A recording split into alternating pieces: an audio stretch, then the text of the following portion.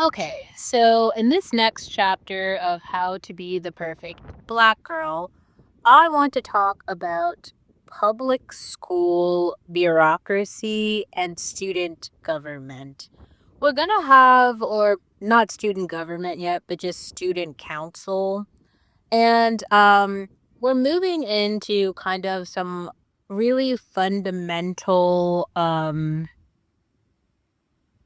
how do I say this? Some fundamental conversations about middle school. So we're kind of exiting elementary school. And the point of this is to get to a place where we like understand really like the growth and development that should happen in elementary school. But now we're in middle school.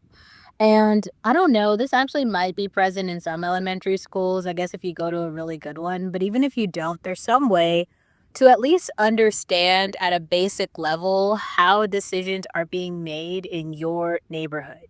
Even if you live in a poor neighborhood, a lot of like black students do live in poor neighborhoods. And it's kind of important to know that. Like, I'm pretty sure if you're like really extremely wealthy, you kind of understand that you are. But I do think that there's a lot of confusion between like middle class and then really poor and extremely poor black female students specifically, where like nobody seems to know what they are. So I made that one video that was like how to know if you're a poor black girl. But I mean, hopefully you can start by just understanding what it is your parents do for work.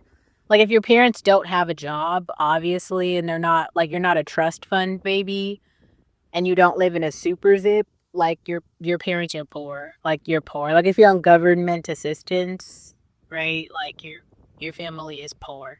But either way, there's a bunch of programs and opportunities available for poor students. So, middle school is a very useful time for you to kind of start to understand A, what your interests are, and then just go and participate in that. And I would highly recommend participating in things like the student council or the student government. And the reason for this is because you will start to understand how resources are allocated, how decisions are made, who's in charge of what, who you need to talk to get what done, things like that. And that is really important in terms of life because it's really important in terms of politics. So I made another video a while ago that was kind of touching on the point of like, hey, you know the girls who always say like I don't talk about politics? You're not actually telling me that like you're a smart person. Yeah, you're telling me that you're like a really dumb person because if you don't understand how resources are allocated in the society in which you live or the society in which you are a citizen, because even if you move out of the country, if you don't renounce your citizenship, you still have to pay American taxes. So if you didn't know that, everybody who you see that's just traveling abroad, yeah, they still have to pay American taxes. So this still applies to them, right? Um, but anyway, you have to understand like certain things about how resources work. Like I'm gonna make another video, but I might have to release it later because I'm trying to release these in order.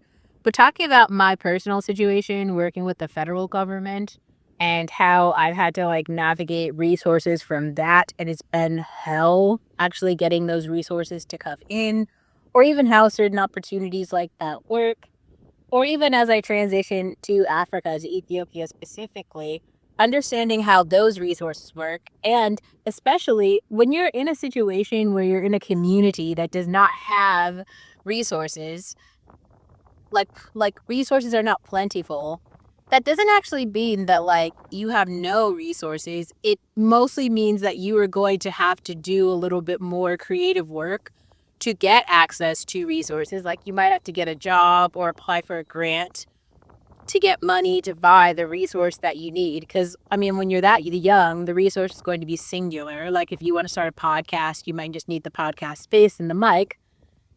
And then you could probably maybe rent a room at the library or something like that to do that. But once you had that, I mean, now you have the space. So anyway, it's more like defining a very clear goal. So I guess yeah, I kind of wanted to make this video about student government, student council, and being involved with that, like understanding maybe a bit more about foreign affairs and politics, geopolitics. And I'll put in the link to this description box, some of the channels that I use to understand that. Just because I do want more people to be more aware. And this definitely, absolutely relates to my story.